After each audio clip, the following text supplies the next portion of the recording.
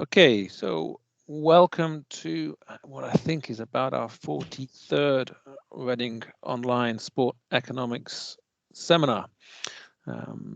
We have a first this week. We have first talk about swimming.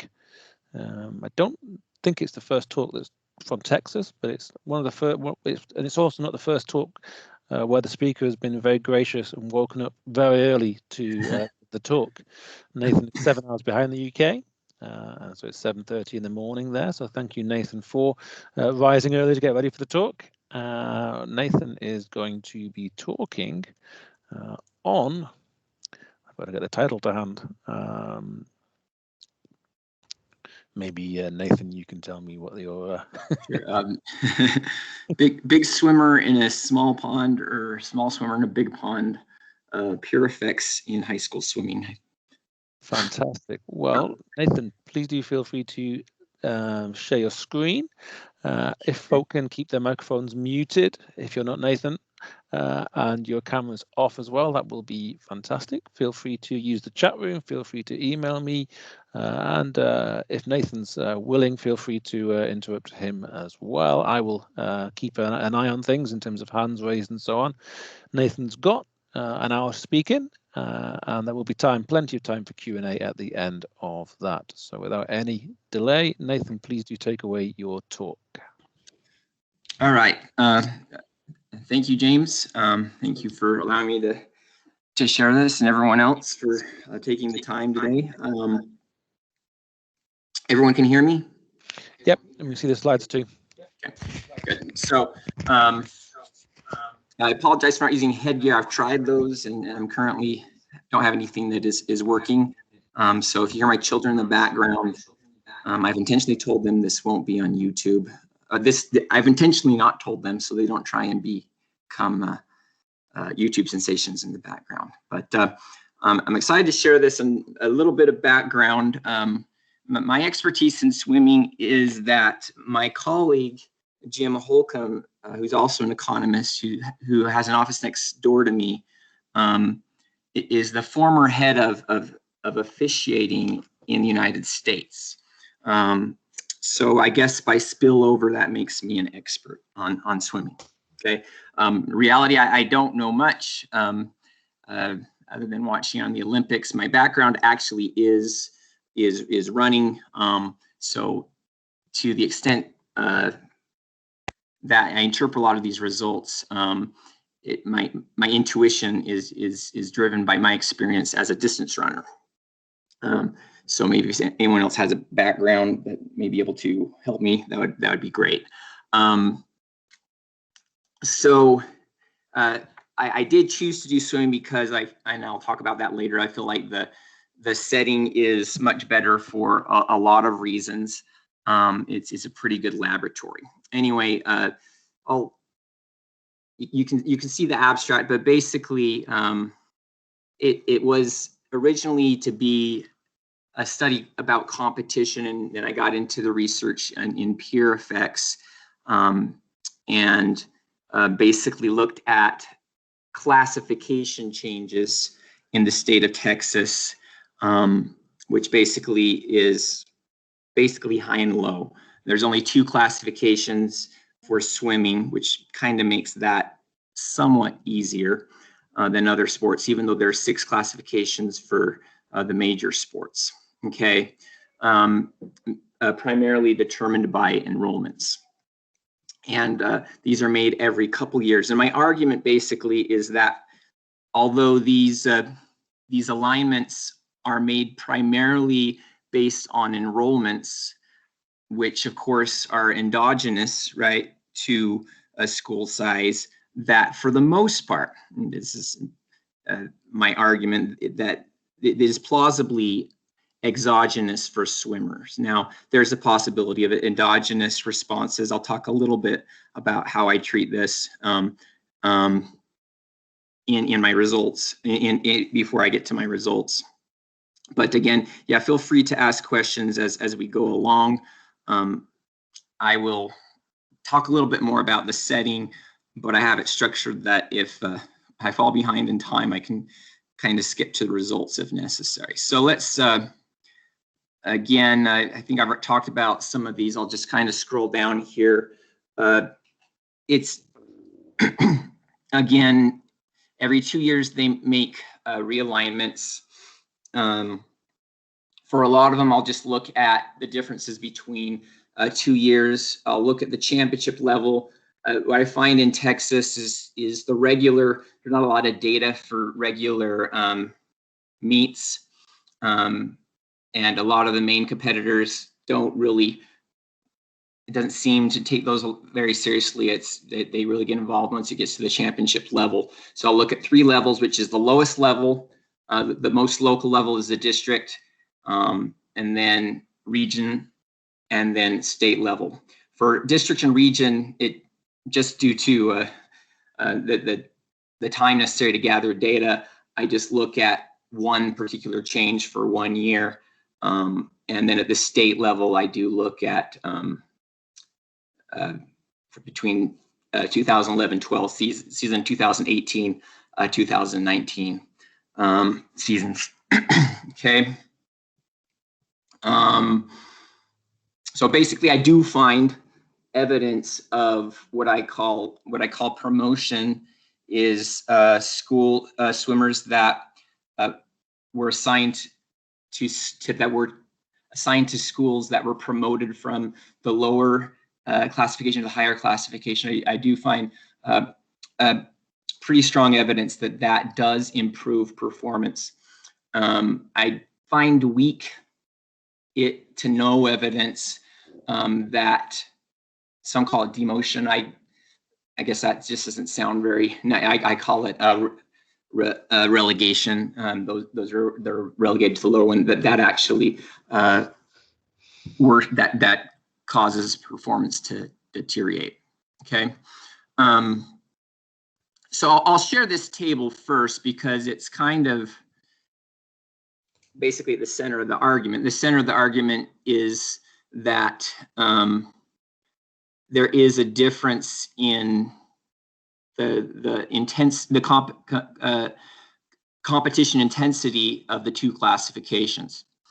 Okay, so 6A and 5A. I know that sounds.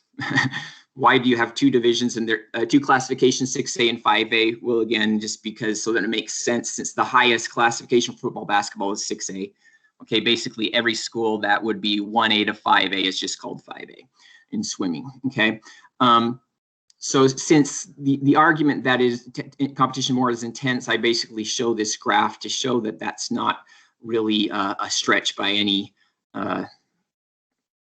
by any degree. If you look at the 8 events, which I'll be talking about, free, of course, all the events that say free stand for freestyle events. The IM is for the individual medley. The fly is for the butterfly, and the back is for backstroke, and the breast for breaststroke. You see, when I take the difference between the average times across years and events for both the boys and girls divisions, that the differences are clear. If you look at the average times at the state level, okay, and like if you did that at the district and region, it would demonstrate the same. But I feel like this is sufficient to demonstrate that there is indeed a greater intensity at the at the higher level. Okay, so it does vary a little bit from time to time, but and I don't really do I do a lot of statistical analysis. I don't really do any statistical analysis, but I don't see, there's no trend upward and down or downward in terms of the difference between the divisions across time, as far as I can tell. But I do controls for that. A quick overview of the literature. I first went to the literature on competition, because that was kind of my original thought on the topic. Nickel, 1996, JPE argues that competition reduces slack, provides incentives for efficient organizations of production, and drives innovation forward. Other authors argue that as there's more competition, right, it lowers the monitoring cost as you're able to observe from the management perspective, right, that you're able to observe the performance of other firms, right? The moral hazard involved of not knowing the capacities, right, the excess capacity in your firm is more easily revealed. Okay, and then in the international level, I think a lot of people are familiar with the Bloom et al. Studies. Look at that firms that increased productivity when exposed to competition from foreign firms. One could argue whether or not this is really a peer effect. They're not really exposed directly to these other firms, but it is. Yeah, I would argue it fits into the competition argument. Now, with peer effects, I have a hard time keeping up with all these, but I try and provide some of the more relevant studies here, both from sports and non-sports.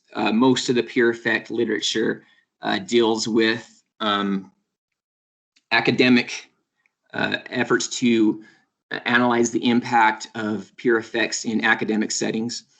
Okay, many of which find positive effects when individuals are exposed to peers with a higher measured quality or ability. How that is measured is sometimes difficult, but that's what they find. Elsner and other studies do find heterogeneous impacts. In particular, Elsner and ice fording, that paper actually came up because it had the title that I wanted to use, Big Fish in a Small Pond, because I felt like it fit even better with my swimming study, which why I switched it to Big Swimmer rather than Big Fish. But they found that when individuals were ranked higher ordinarily in terms of performance, even if it was among a lower ability cohort, that these individuals did better than higher ability individuals who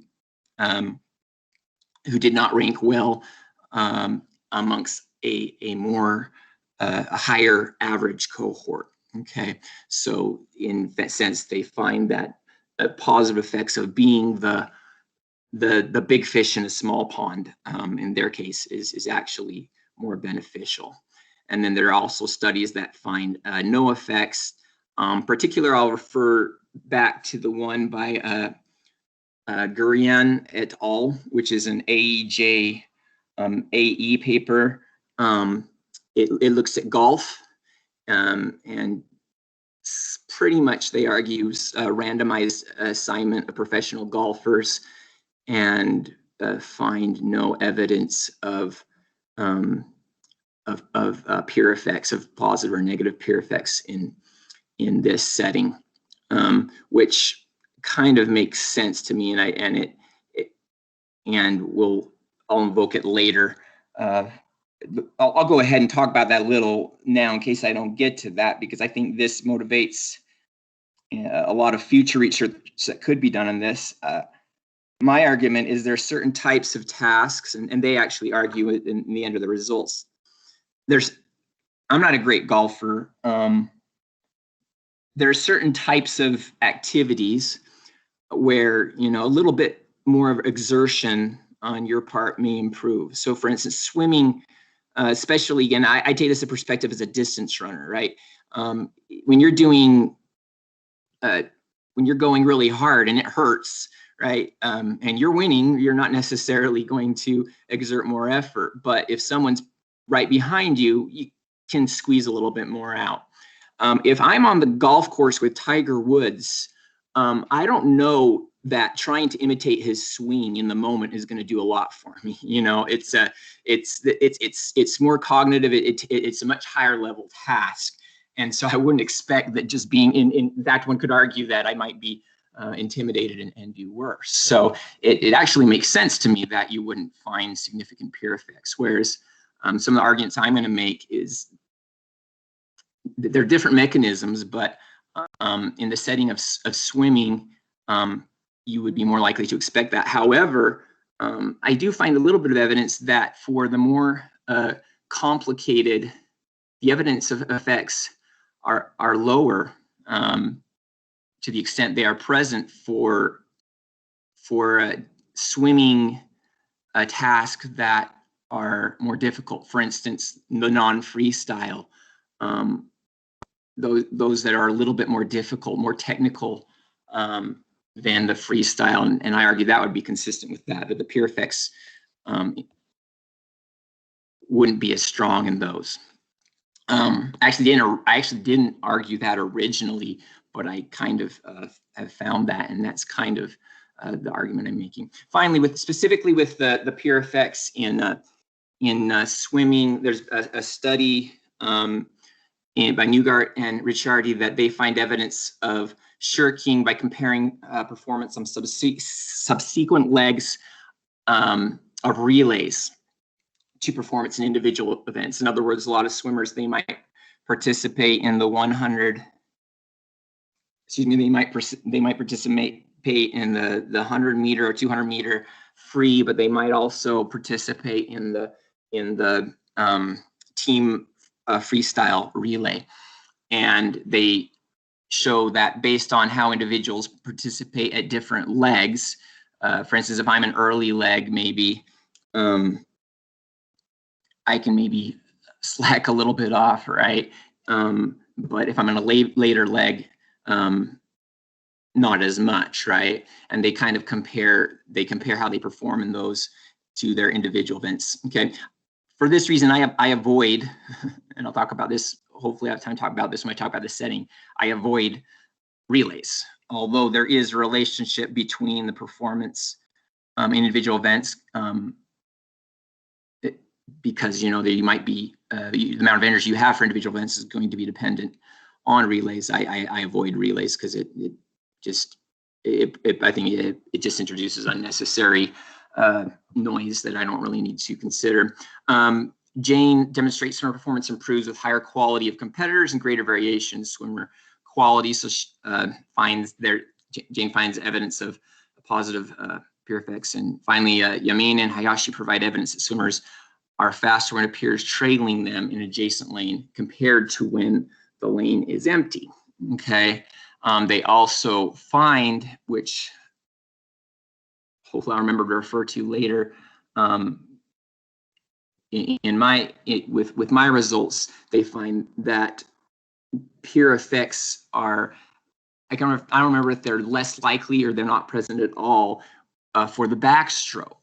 And their argument is it's much more difficult to view your peers when you're doing the backstroke than the other strokes. So that would be, that is an interesting finding that they did not find it for the backstroke, since the ability to, presumably, right, the ability to view the performance of your peers to the extent that it is driven by effort in the event itself is an important determining factor. Okay. Excuse me, do you have a question? Oh, okay. So I'll go through my model here.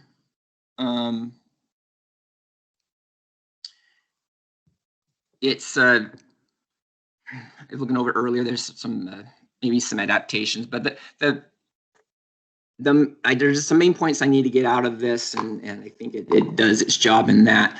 But basically, my argument is there are different ways in which you could model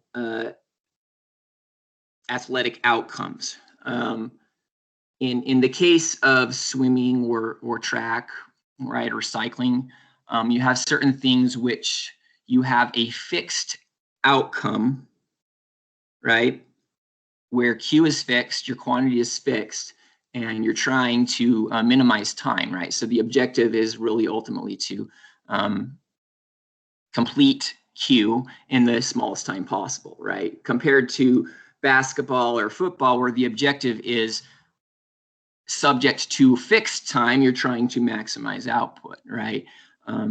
Or tennis or something where neither are fixed, right? The amount of time and the total of output, right? total output can almost go forever in something like those sports. So that's the way this is designed, and I feel it's helpful to go over the different mechanisms in which this could go, that this could be manifest. Not that will completely isolate the mechanisms, but provide some general ways to think of this. So the factors of production, okay, well, technically S is seconds of labor. Okay, so SIJU is the seconds of labor to complete for swimmer I to complete pertaining to team J in event U in time T. And Z is everything else. Okay, so to differentiate, to understand this, I define that labor as just the labor expended in the actual event. So any labor, extra time practicing, doing weights or whatever, that would be included in Z. So Z is everything else, including non-event labor, right? Because our objective here is to truly measure what is the amount of labor in the event. Okay, and so I'll talk a little bit about that in the next couple examples. So so Z is anything else that could impact performance. Okay, and so I have different ways of looking at this. So I have Q is a function of the amount of labor. Again, in the event, and I have here different variables. And so I showed before that performance intensity is higher at the higher classifications. However, I don't believe that necessarily means that the average athlete is better. So I try and think of this as the extensive margin, right? So it may be that on average the swimmer is actually worse in the higher classification. Of course, we're looking at higher levels of competition, but my argument is that the extensive margin at random, right? If I were to take a swimmer, right, out of the higher classification, since there are more swimmers being pulled of that, it is more likely that the swimmer, the better swimmer will come from that. Okay, so as enrollment increases, the probability of having the faster swimmer from the higher schools increases. Okay. Am I still connected? Just are people hearing me? Hear you. Yep. Okay. All right. Sometimes my internet goes out, so okay, I'll check in from time to time. Okay. So that is basically the argument, is that there's two separate things, right? And I control for that. That's why I'm talking about that. So it is a separate thing, right? As schools get bigger, right? That I call that the extensive margin, and JT is the intensive margin. Is my argument that there's the greater intensity increases performance as well. Okay, and so real quickly, I don't need to. What the unit of measurement I'm going to look at is, right, the change in performance. Since Q is fixed, it can only occur due to a change in time, and I'm going to measure the change in the amount in time in which the event U was completed in time T relative to T minus 1. Okay, and I will define intensity as H or L, right? If you had more, it would be more levels, but I only have 2. So H is for high, L is for low. So in our case, it will be 6A would be high, 5A would be low. And just down here, it shows that my expectation, again, is that all else equal as enrollment increases, I would expect the change in time to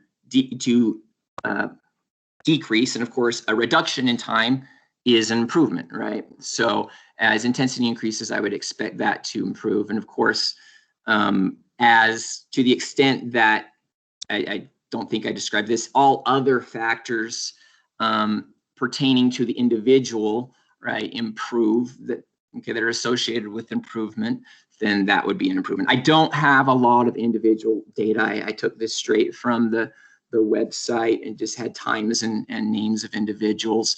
I pretty much can only control for gender and year in school for these swimmers. Okay, so I'm just going to quickly talk about two mechanisms, two broad mechanisms through which the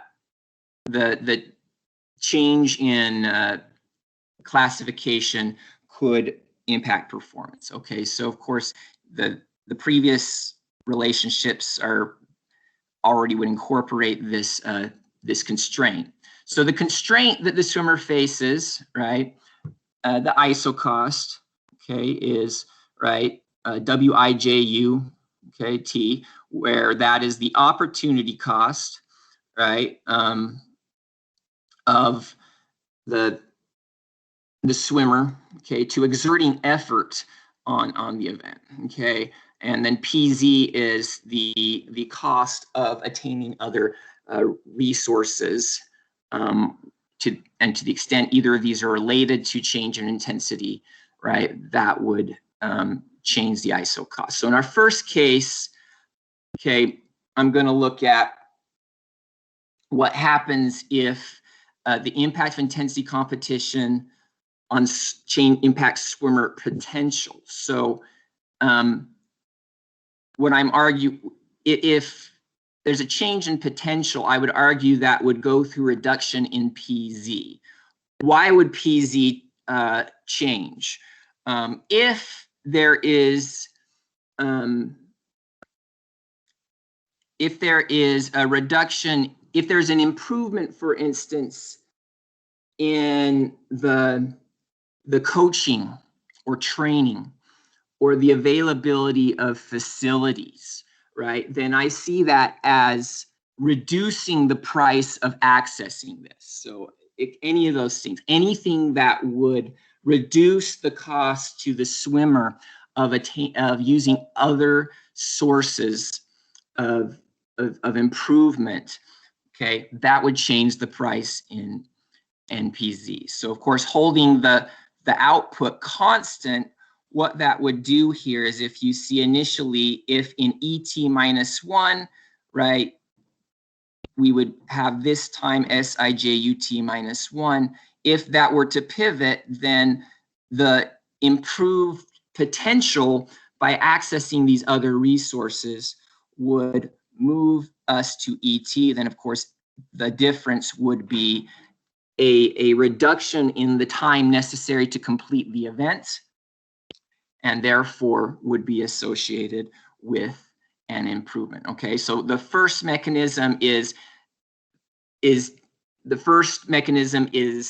basically saying that the improvement isn't necessarily due to any additional effort in the event itself. It is due to other resources that the swimmer is able to access resulting from intensity. And this may or may not be related to peer effects. Hopefully I'll have time to talk about this. I just got a review, or I guess got a response from editor and reviewers a couple of weeks ago, which talked about some things which were less convincing than others, but this was something that I've trying to address a little bit more, that it may be that there are other things unrelated to peers that lead to improvement. I believe I've done a lot to deal with that, to show that this explanation, at least to the extent it is due to non-peer factors, to kind of rule that out.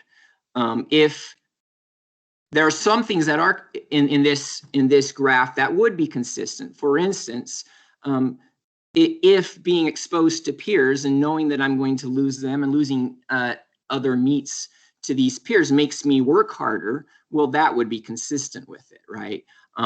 So there are arguments in this graph that would be consistent with peer effects. It's just that the improvement would be due to the peer working harder outside of the actual event itself. Okay. Scenario 2 is where we have a situation where the swimmer isn't, I'm not sure if you want to call this shirking or satisficing, but basically this swimmer is at ET -1. So they are not, by definition, again, they're going to finish unless, okay, barring disqualifications, right? Or the dropping out of the race, okay? We have some of those. They're not terribly common, okay? At least a small percentage of total observations, but they're going to finish the race, right? But in this case, the swimmer is capable of doing better, right? But is at ET -1, right? Is choosing not to put forth more effort. And what would be the reason for this? Well, again, remember that W is the opportunity cost of putting effort into the event. Well, what is the opportunity cost of putting effort into the event? It is alternative activities, right? Such as extracurricular pursuits, academics. If you're really tired, if you have to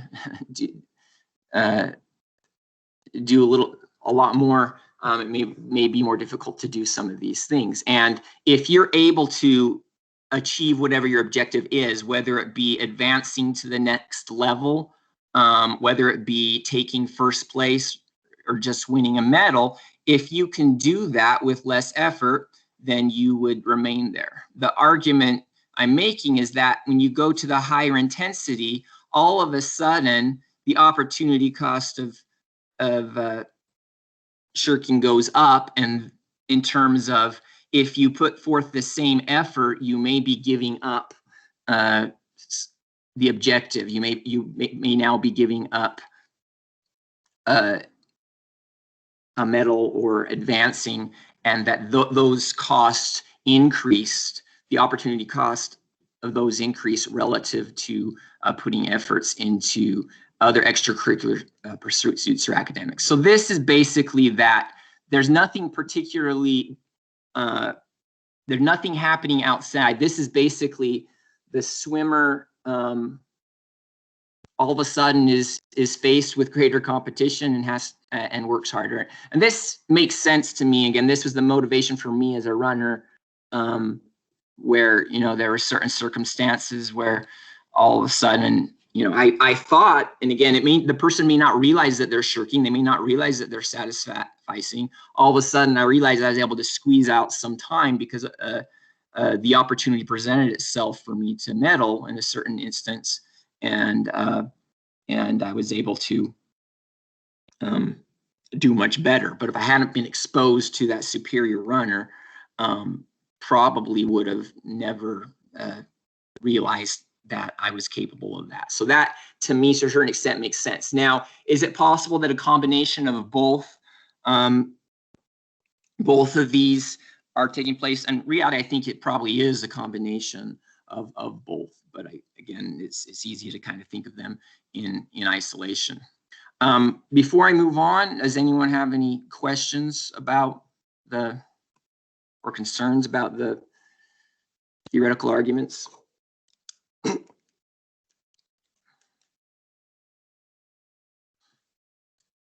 Okay, so just to stop you there, Nathan, there's a question from Stefan. Okay, go ahead.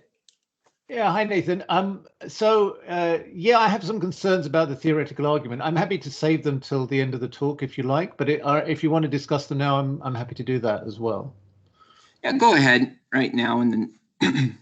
Okay, well, so I think the issue for me here is that there is that you're paying a lot of attention to the impact of the other competitors, but you don't seem to be paying very much attention to the payoff to the swimmer. So you did mention it a little bit there in terms of the medal, getting a medal, or getting or whatever it might be in terms of that. But it's really very important, and there is a very big contest literature, as I'm sure you know, about these issues. And there is a very straightforward result in the contest literature, which is if you have contestants of equal ability and you have a fixed prize in the contest, then and you want to extract the maximum effort from each contestant, then the optimal solution is to reduce the contest to the smallest number possible.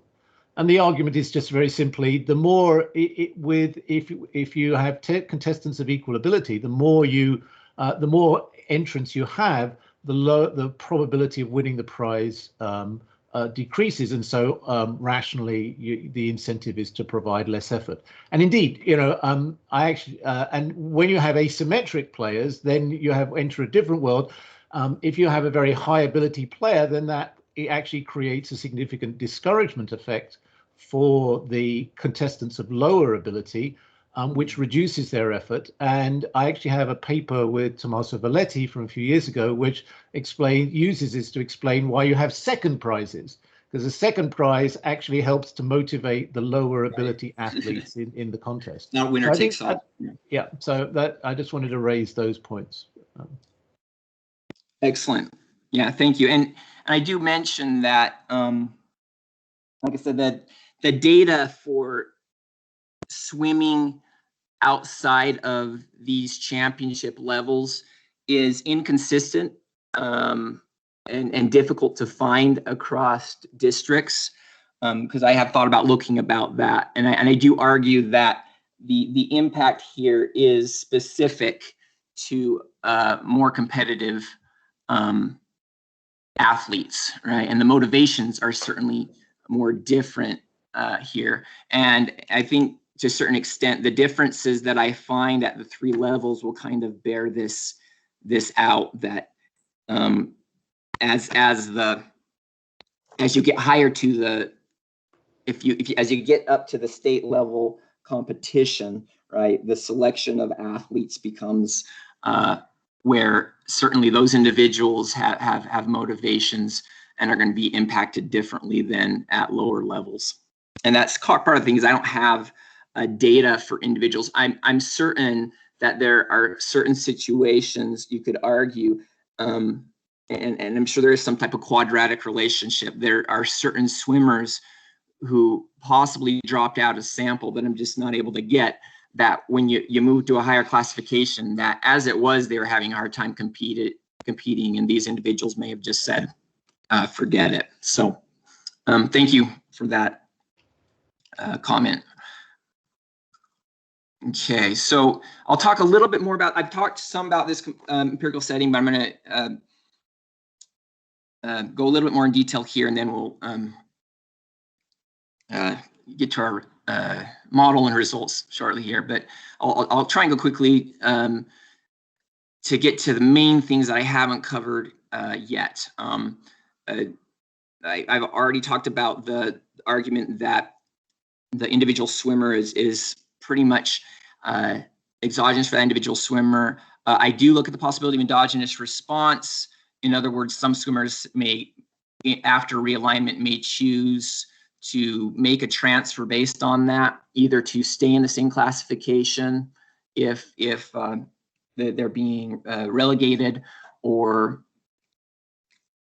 stay in the lower classification if they're being promoted. I look at the data and don't find a lot of evidence. There's not a lot of transfers that take place. Most of the transfers that take place, Texas being a very big state, are between Dallas and San Antonio. It is possible that there are some swimmers that are transferring between metropolitan places for competitiveness, but I find that highly unlikely to be driven by swimming considerations. The main metropolitan areas all have quality programs, so those are probably driven by other factors. And I find I do test the relationship between differences between. Actually, I think I talk about this a little bit lower. So I don't think that there's a lot of evidence of this, but I do also, I only include swimmers that participated for the same school in both years for this reason. Okay. Now, why do I choose swimming? I think swimming is a great laboratory to at least to start with. Again, compared to other sports, you could look at basketball. I mean, I love those sports. There's all types of measures of player efficiency, but the best measures, I think everyone would agree, are going to be problematic, right? The player efficiency rating, right? Trying to measure Kevin Durant, for instance, right? When he was with the Golden State Warriors compared to when he was Oklahoma City, right? I think he probably was double teamed a lot more in Oklahoma City than he was at Golden State, for instance. So there's so many of those things. So whereas finish time is pretty, right? It's subjective in the individual events. I also argue that unlike it's preferred to other timed sports in that swimming is a relatively controlled environment. Okay, all of these, all swimming events take place indoor, and there's actually a student I didn't acknowledge. I don't have permission to do so yet. Who actually pointed this out to me. He is a competitive swimmer. Pointed out to me that even the water temperature is regulated. Right. They are not allowed to hold events unless the water is between I don't know, 78, 82, which I guess one car is 78. Might be cold, but again, it's the variation. I would think is much less than it would be, in a track event, for instance. Okay, so that is my argument for why this is a good, and I argue that it is good for measuring a lot of types of peer and learning a lot about peer effects that can be applied to other settings, at least as a starting point. Okay, and again, I mentioned due to the difficulty of gathering data for now, I just have district and regional championships between 2015, the change between 2015 and 16 season and the 16 and 17 season, where the realignment actually occurred in year 2. So it's basically allowed to look at the difference between that. And I have a panel for state championships between 2011 at 12, 2018, and 19. In theory, I could add 2020. I think 2021 would actually be available because the state championships just occurred. However, 20, I'd have to question. 21, due to COVID-19, I don't think it really makes sense to. It would just make my data really messy, and so I wouldn't want to introduce that. I think there's a pretty good panel. Okay, so these are the 8 events I already mentioned before that will be considered. This is one thing that's a little more complicated than a track event or a cross-country event, is that I do need to make I do need to use dummies here for event, whereas if for varying distances in track, I could just use distance, right? But here you have distance and strokes. So since they vary by both stroke, I definitely have to control for these using some type of, well, I'll use dichotomy dummies. Okay, so here's my empirical model here, where again, the change in seconds here is right, the improvement in time here is what we're looking at. Okay, and then I have the intensity. I suppress the constant, and then I use the intensity for high, intensity low, whether or not they pertained to one or the other in year T. I use P intensity for promoted school, and I use R for relegated school. Okay, and then I use all types of controls that to the extent I have them, right? S and J as time invariant school characteristics. Basically, the change in J is change in time varying characteristics by school. And then to the extent I have individual changing characteristics, which is basically all I have is gender, and then time varying individual characteristics. And the one thing I have there is year in school. Okay, so those, if I were to pick, would be the most important ones, right? That I would need that probably explain the most. One measures the differences, as we'll see, in gender. Now, of course, notice this isn't, we're not measuring absolute performance. I showed that there is difference in performance of, on average, of boy events compared to the girls. But this is looking at differences, and so, which is a different question, but and so basically the question is why would there be difference? Well, I find a difference, but this is rather the fact that the boy swimmers tend to do better. I actually will attribute that more to the fact that boys tend to mature more slowly, right? So as you know, a 9th grade and 10th grade boy is going to be much, right? Obviously, on average, is going to be farther from a full physical maturity compared to a girl swimmer. Okay, and then of course, well, that would be the time, and then of course, that would be the gender, and then the time.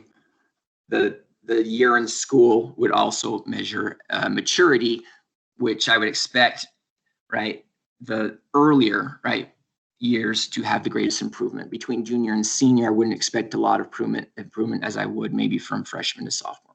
Okay, so in general, if you take the conditional outcomes here, alpha 1, right, for promoted swimmers, okay, the expected change in performance conditional on being promoted, okay, and of course is going to be equal to, right, obviously if you are promoted, you are by definition in the high intensity classification, so it would be alpha 1 plus beta 1.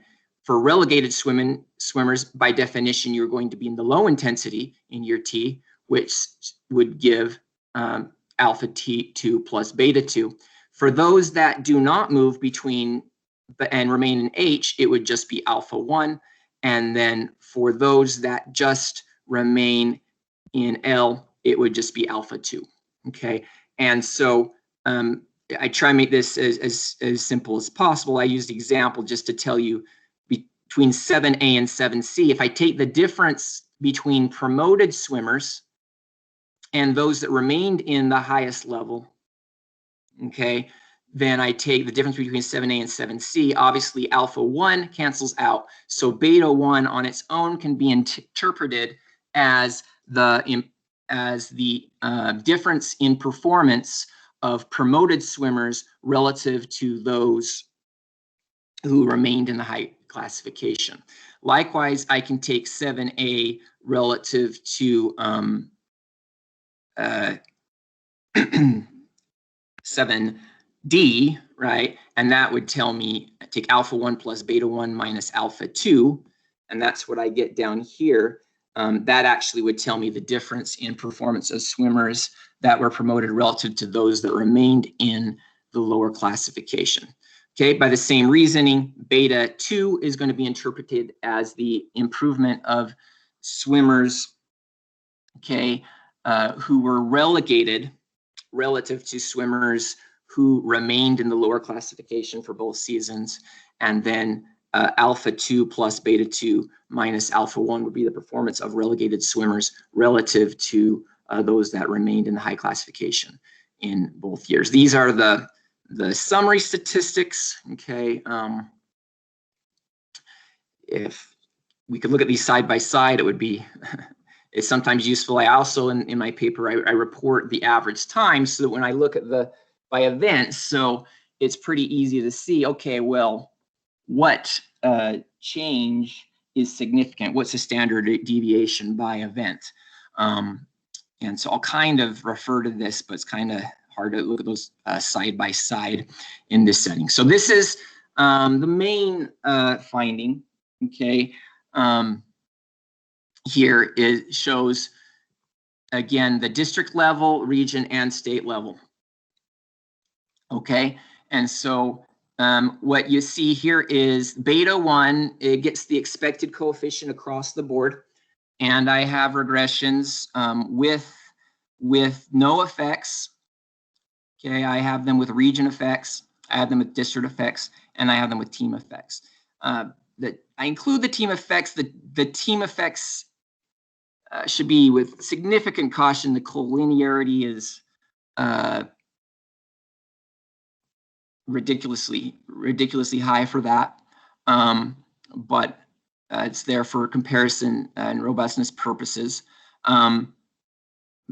Okay, but negatives across the board, statistically speaking, all except for this one for the district with district effects are statistically significant.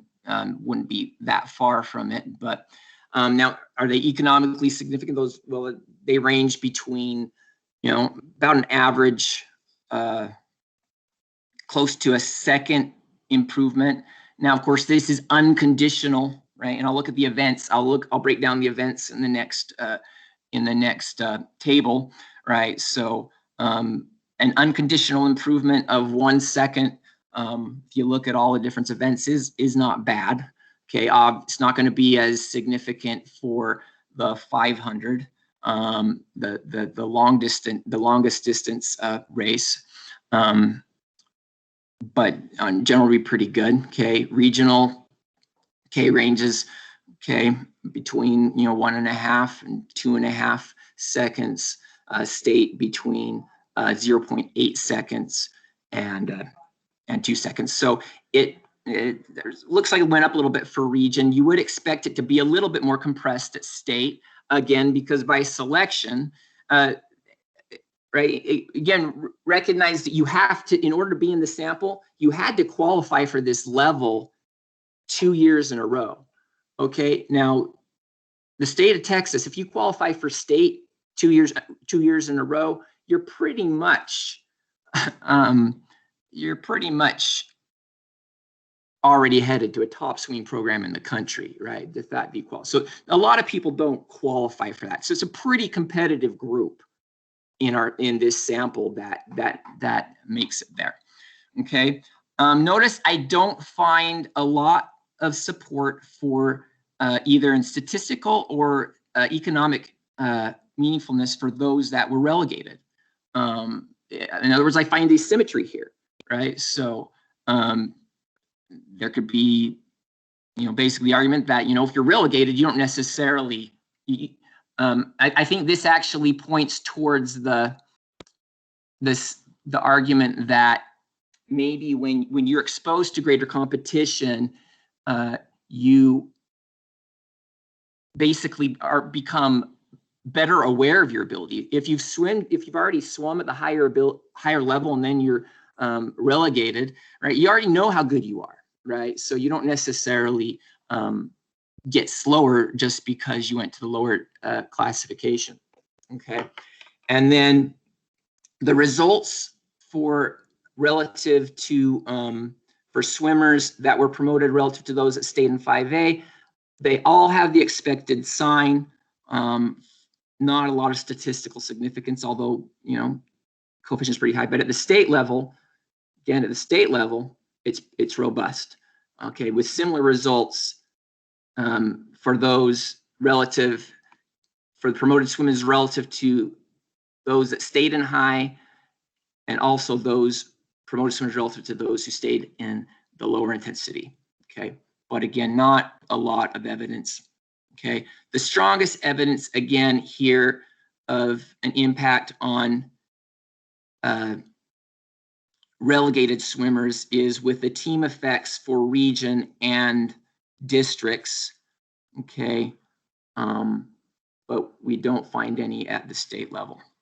Okay, so I break this down. In theory, I could do a lot of things. I could infer what the conditional outcome is, because I do obviously I have dummies, right, by event, and I could figure out what I could figure out what the linear combinations were. Okay, but I break it down by event here. Of course, there's less statistical significance here, because my degrees of freedom are going to go down significantly when I go by event. And there's still a lot of observations, but you know that again, with I still here I only report regions. There's 16 regions.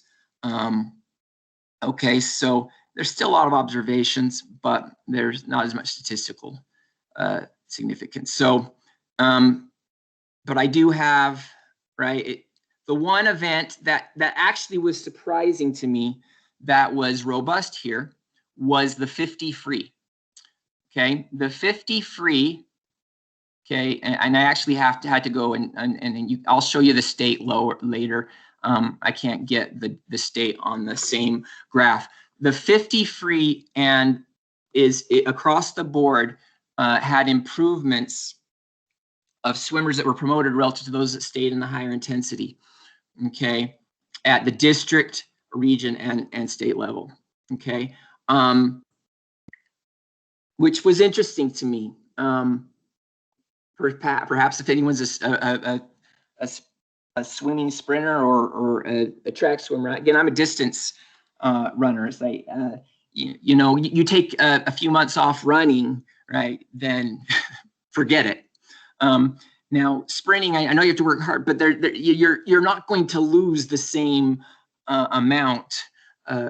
It seems like it's harder to squeeze out improvement for an event that is based more on strength. So it was actually surprising to me. And I expected to find that finding more for the longer event, the 500 free.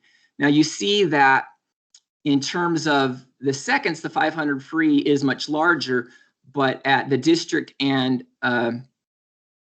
region level, there's a lot of variation there. And I haven't looked at outliers. My guess here is what's happening is like I said, I had there were distance runners who, would take a year off. And then of course, so one year they would just do horribly. And then the next year they do really well. So if you have some outlier like that, that outlier is going to be larger for the 500. So that's kind of my argument there. Now, if I'm going to pay attention more to state, because I think that the state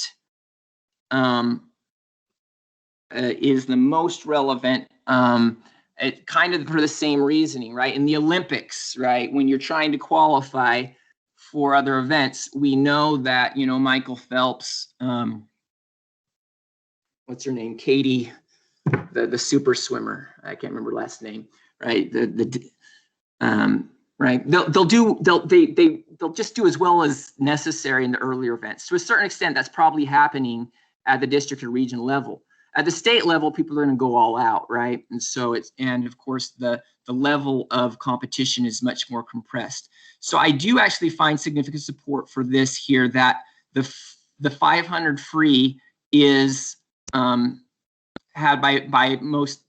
the most significant improvement. Now, of course, someone would say, well, in relative terms, does it? I wasn't able to include this in the analysis, but I compared all of these to their standard deviation, right?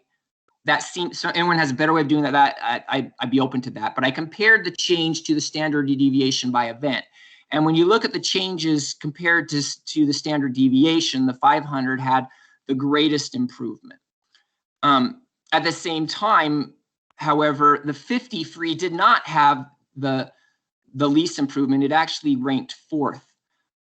What I noticed here and then across the board, the back, the fly and the IM, I didn't even have individuals in the sample here for the 200 IM. They didn't even enter the sample. But it seems that with the exception of the 100 breast, that the non-freestyle strokes tend to have the lowest, the weakest evidence of peer effects. And so I attribute that to the fact that the amount of technical requirement that goes into these, you can't just will yourself to do better, for instance, in the backstroke or the fly. You can work harder, but if you haven't been working on the technique, just seeing someone faster than you in the race, if that's what you're doing, it's really not going to do much. That's my argument, if anyone has to add to that. And finally here, I know I'm kind of up on time here, but the reviewers also pointed out to me that relative place matters, right? That individuals don't necessarily pay attention to actual ability, they pay attention to how they rank to others. I actually did have in previous versions this table that talked about that. But I had page restrictions, so I wasn't able to include. I referred to it. But so this one actually shows, which I think is basically, if you think about these as two different reduced form regressions, obviously swimmer placement is going to be endogenous with performance. At least that makes sense to me, right? Whether, right, with how you're placing in the event is going to have a direct impact on how you perform. And so here I created a dummy variable equal to 1 if the swimmer improved between year t and t-1. It improved or stayed the same, I should say. If they did worse, it has a value of 0. And so the way these are marginal effects. The way to promote this, I looked at many different ways to do this, and it's looking at the marginal effects for probit is a new thing for me. I haven't done a lot of probit regression, but what this shows is that at the district level, right, this seems to be what's driving it to a certain extent. There's a 40% reduction, right, in the probability that a swimmer will improve. It's between 40 and 35% at the district level, between 25 and 38% at the region level. And it's statistically significant, but large, 14 to 18% at state level. Don't find a lot. Again, I don't find a lot of evidence that place changes either positive or negative when one is relegated to the lower classification.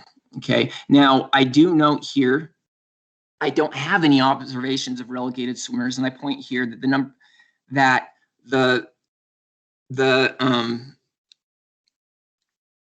I actually have a dummy for swimmers that participated in consolation, right? And what happens is when I include that here, whether or not a swimmer participates in the finals or the consolation perfectly explains this. So all those observations drop out. So in the case of state, I only look at swimmers that participated in the finals in both seasons. Okay, so I still have 613 observations, which is about half of my sample here. Okay, I'm just going to quickly here get to some of the major concerns I have with my paper that have been brought up recently, and then if there's any time, leave it open. So the one thing that the reviewers kind of were trying to point out is that, well, are you really measuring peer effects? Are there other things? And basically, I believe that there's evidence, okay, strong evidence, I believe, of an impact of these classifications on performance.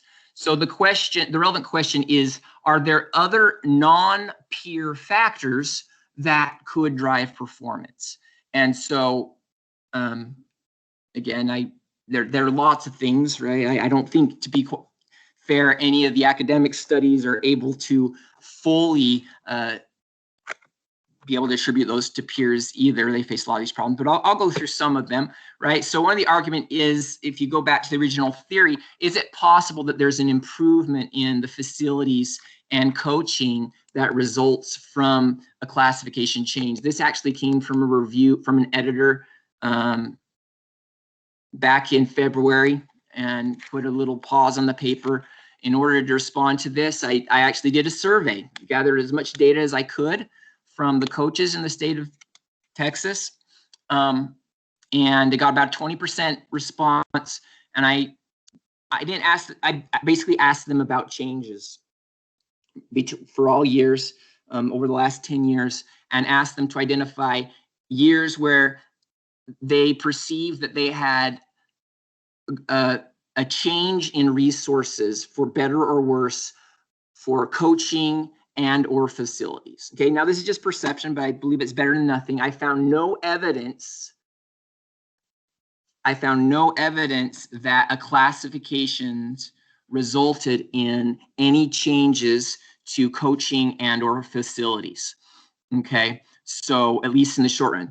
Now, this makes, this states about football, right? So those that move up in classification, I could very well see that all of a sudden they're paying a lot more money to get a new head coach. I don't think they're doing that for a swim coach, right? In fact, one could argue that in the short run, they may cut the salary or cut the staff of a swimming coach in order to get that top coach so they can compete in the higher classification. I think that'd be a more likely outcome.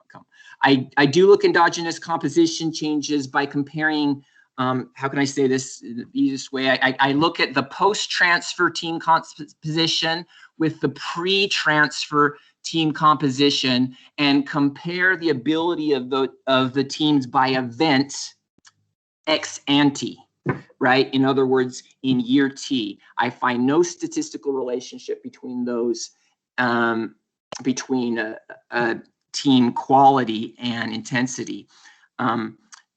Even if I did, I would argue that all this demonstrates is that the peer effect would actually be more attributed to internal dynamics rather than external. And in either case, I found peer effects. But to me, it seems that I've kind of demonstrated that it is due to external.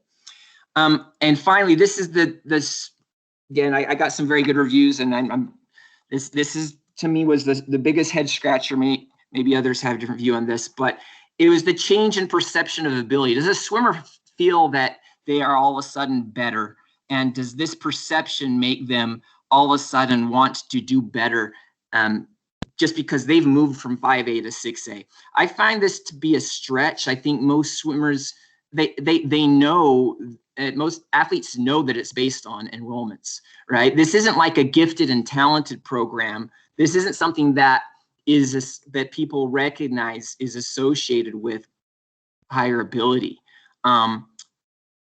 So that's kind of my explanation. If this were a factor, I would argue that you would be just as likely to find this in academics, right? For even individuals who don't even participate in competitions, right? If you're in a 6A school, right, you would expect people to do better academically, even if they're not exposed to external peers. And I doubt that you would find that, but it would probably be reasonable to test that, right? But again, this is the one I feel the criticism I find the least convincing, right? And to the extent if this is present in swimming, I think this would be present in any academic study, right? How do you truly separate whether or not someone is doing better because they perceive themselves to be better, or whether or not they actually, right, are just, is their exposure? I don't think if this is something that I need to demonstrate, I don't know how I do it. And I don't know how any peer effect study would do that. Anyway, thank you for your time. If there are any questions or comments, I'll be happy to address them at this time. Yep, thanks very much, Nathan. Really interesting talk. We've got Kurt with his hand up. So, Nathan, I have a lot of questions. Sure. I am a swimmer. I grew up as a swimmer. I coach swimming now at my school. I'm a volunteer assistant. So I don't want to monopolize the time by any stretch of the imagination, but I have a lot of thoughts that I'll lay out there. Great. Thank you. One thing I think is important to talk about is how club versus high school swimming is structured in the state of Texas. Yes. Because in some states, club swimming's everything. In some states, high school swimming's everything. And when you taper matters. I don't know how much that matters in track and field, but right. the coming down at the end of the season can drop time substantially. So I think that at least deserves some thought process in your data. Okay, thank you. When you do the tables up front and when you lump everything together, I think you should actually do it as a seconds by 50, which is why you see a big difference in the 50 and the 500 is they're just longer events. So if you're slower by a 0.2 of a second per 50, that just magnifies the longer the distance is. So one thing I don't think swimming papers do, but they should do, is just normalize it to a by 50 time difference. So you take the 500 and you divide it by 10, and you have a by 50 time difference. And that'll allow you to lump everything together for those standard deviations you're looking for. Excellent. Thank you. I think on average, swimmers don't care about their place as much as their time. We like winning. We want to get medals, that's for sure. But at this level, especially at the state and probably the district as well, you're looking for scholarships, like the payoff. Somebody asked earlier about a payoff. And I do apologize. I lost internet for a few minutes in the middle if you did this, but we care about payoff. Payoff is scholarships. Scholarships are time-based, not place-based. They don't care what place you get. It's the time that matters, right? It's like track and field. It's an individual sport where you like to win, but I think the average swimmer would like to drop a lot of time and place fourth rather than drop a little bit of time and place third. At least at this level. When you get the Olympics, right, place is all that matters, but that's not where we're at. And scholarship-wise, for the payoff, scholarships come typically from your junior year times because your senior year times are post-commitment. So I don't know if there's a way to control for junior versus senior on that, but the post. Yeah, I mean, I do have. Go ahead. I'll. Okay. Yeah. Sorry. I agree that there's no facility change for changing any of this.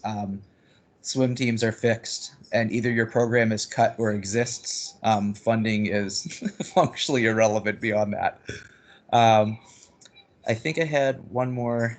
So you talk about the difference in the strokes versus the freestyle.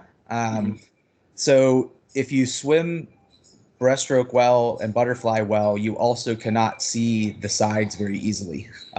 Your head should be forward the whole time except for the turn. Freestyle, you actually breathe to the side. So when you're measuring pure effects, the statement there isn't just you can see one side, right? Well, maybe, right?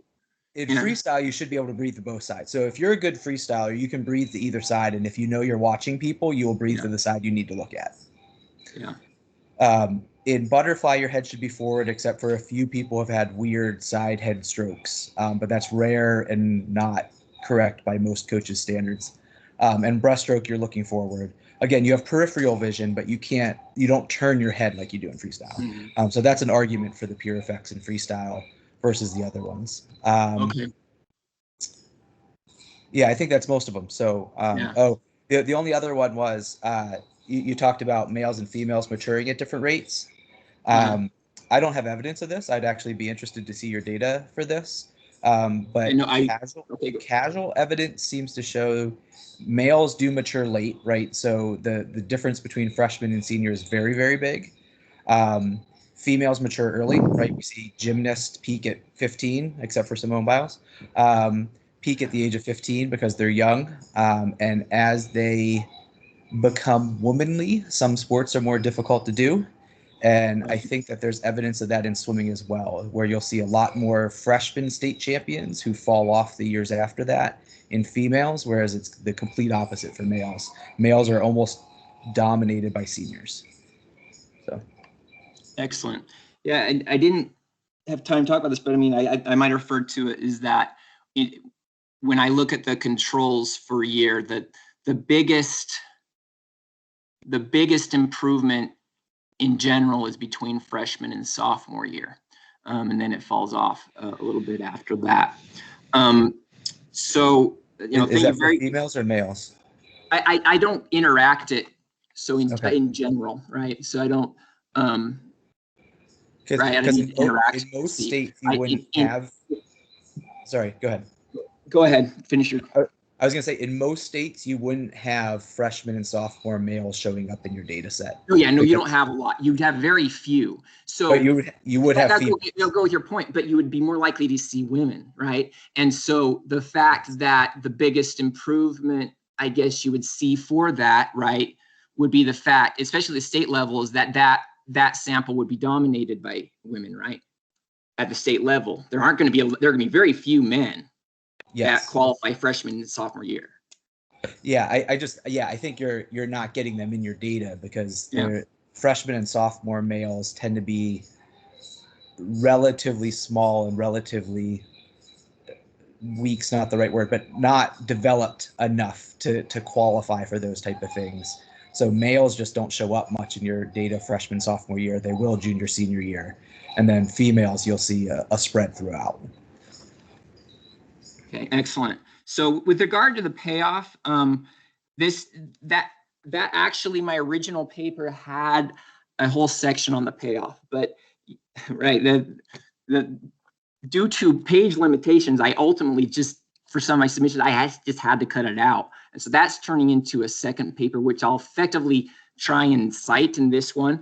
But I actually do look at, I do tie these improvements and show that these improvements have a statistically and meaningful improvement. And I actually do estimate the expected value in terms of scholarships that these changes have, right? So that is one of the motivations that I look at. So I'm actually turning that into another paper. I just can't get it to fit in this. It's hard enough to deal with everything else in it. But would you say, with regards to the strokes, would it be correct to say that the backstroke is the most difficult to see your peers? Would that be an accurate statement? It is. Yes, on the whilst swimming, yes, but on the turns you can actually see more of them. So on a breaststroke turn, in theory, you shouldn't be looking to the side, and we yell at kids when they do look at the side to see where their competition is at. They lose a little bit, right? Yeah. But on backstroke, and looking behind you when you're running, right? Yeah, exactly. Whereas in backstroke, the way you flip over and dolphin kick, you can dolphin kick on your side. It's actually superior to dolphin kick on your side rather than on your back. So if you're on your side, you'll see at least half of the field, depending on which side you go to. And given that there's two walls, you'll see them at least once per 50. Yes, but they also stay underwater longer periods of time, and you can see some people while you're underwater. Right. But whilst swimming, yes, I think that statement is truly clear. But with the breast and fly is probably the easiest non-freestyle to see people. Breaststroke, you should not see people unless you're swimming a really weird stroke, and nobody's doing that at the top level. Yeah, so that's interesting that I found, that's the one that I found what some of the strongest peer effects was the breaststroke, right? So that wouldn't be consistent with that. So I'll think about that one. Excellent. Those are all very helpful comments. Yeah, and you made some sort of comment event distance versus sprint, and I wonder, as a track athlete, how much you can relate that to adrenaline versus controlling it at the high level, right? So you hit the 500, you need to pace, and if you go out too hard, you're going to die hard, right? Just like the distance events, and so you don't have to control yourself in a 50. The adrenaline takes over. Whereas the longer distance stuff, control really matters. And I don't know how to map that into this, but thought process. Yeah. It's just so surprising. It seems like it's really, really kind of hard to shave, you know what I mean, in those sprints. That would seem to me, right? But yeah, I find evidence for it. Yeah, you do. And if you divided the 500 by 10, which would be a per 50 split, they most of your charts came out pretty similar to the 50 and the 500. I just did that quickly while you were going through, but yeah. Excellent. Thank you. Okay, thanks, Kurt. Next, we've got Stefan with his hand up. Yeah, I wanted to come back to my point in having seen the results as well. So the point I'd like to make is that in terms of the theory, I mean, you're hanging everything on peer effects. And it seems to me so what the contest theory would say is this, that when you promote to a higher level of competition, there are going to be two principal effects. One is the higher prize effect, and you mentioned you're looking at the payoff, and clearly at a higher level of competition, there's potentially a higher payoff to the contestant, which should increase effort.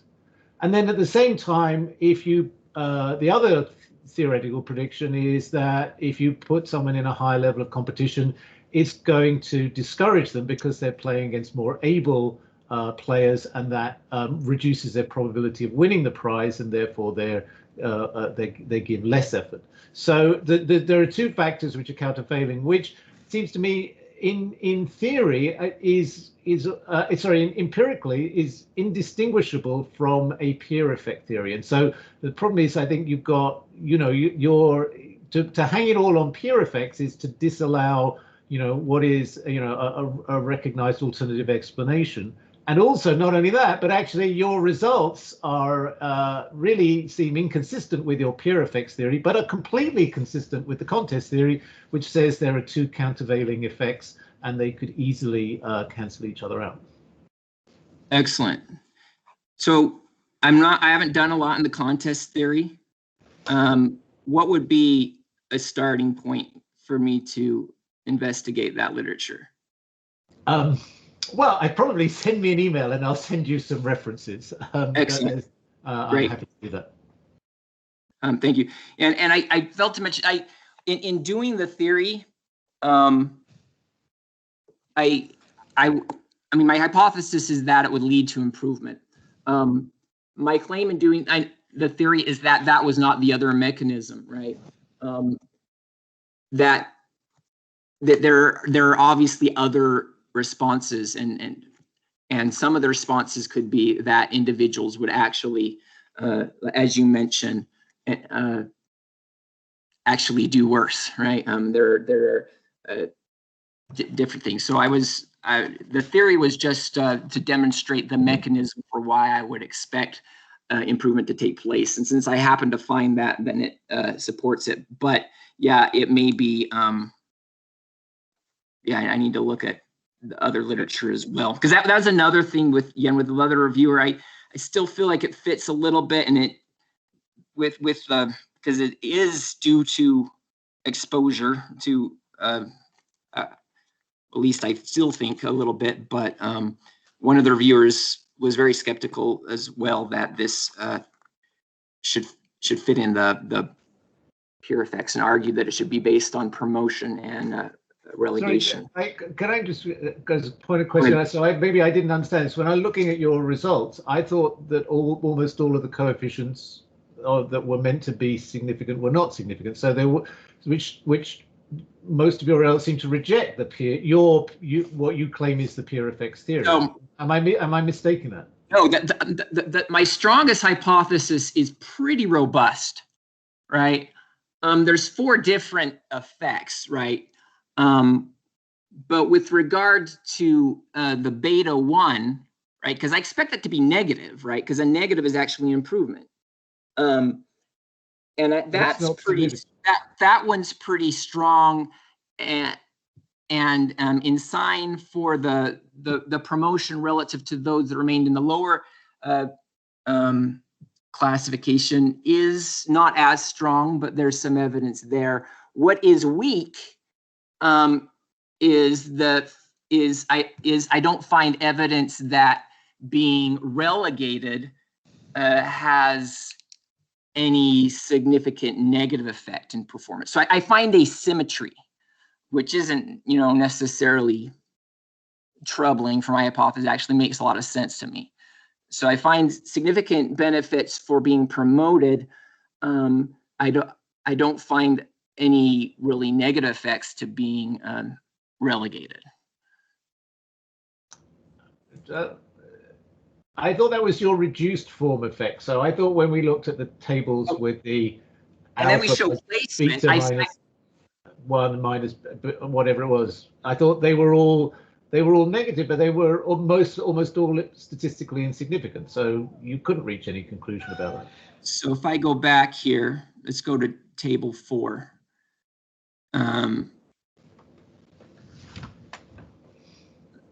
Okay, so table 4, okay, this is pretty robust, right? The top one, right? So that's right, but that's not control. But I thought the whole point was we were meant to focus on the alpha 1 plus beta 1 minus alpha 2, because those are the ones that identify your results. The beta 1 and beta 2, they're just differences, right? So yeah, but the thing is, do anything. Beta 1 is the difference in performance, and that's where the right is the difference in performance of a swimmer that was promoted compared to a swimmer who stayed in the higher classification both years, right? In effect, there's 4 differences here, right? So this shows that swimmers that were promoted relative to those that were in the high intensity. So if I'm in high intensity, I stay in high intensity, okay? But then someone comes from the lower one and they are exposed to higher intensity. This shows that they improve relative to those that stayed in high intensity the whole time. Alpha 1 plus beta 1 and alpha 2 compares those who went to a higher intensity compared to those who stayed in lower intensity for both years. As the negative coefficients, okay, it's not statistically as significant as often, but it is at the state level. So I have very robust support at the highest level of competition, which is state, okay, for that hypothesis. Couldn't beta 1 just be selection effects? Isn't that I thought the whole point was to identify this by looking at the promotion and relegation relative to those who are not. So it was, okay, let's look at this. So this is my promoted, right? My promoted swimmers is alpha 1 plus beta 1. In general, the unconditional impact of promoted swimmers, right? But I want to figure out what promoted swimmers are relative to those who stayed.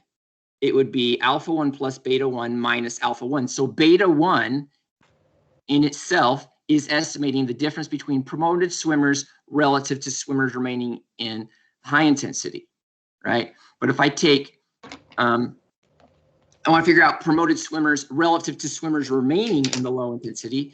That's why I get alpha plus 1 minus alpha 2. And the same for the other one. So then the lines, where are we? Okay, so the first and third line of coefficients should all be negative. The second and fourth in theory should be positive. There are some negatives there, but most of them are really small and economically meaningless. Does this make sense? What? I probably need to look at it a bit more to get it. Sorry. Okay, thank you, Stefan. Thank you also, Nathan. We're ticking up to the hour, so our time is up. But thank you, Nathan, for a really interesting talk, our first swimming talk. Thank you, everyone, for your comments and contributions. What I will simply do is point you forward to next week. Next week we have Ryan Pinheiro from the University of Michigan presenting on baseball. All runs are created equal, labor market efficiency in Major League Baseball. So we'll move from swimming to baseball next week, but we'll stay firmly in North America and North American sports. So I look forward to it. Have a great weekend, everybody, and see you all soon. Thank you. Cheers, Nathan.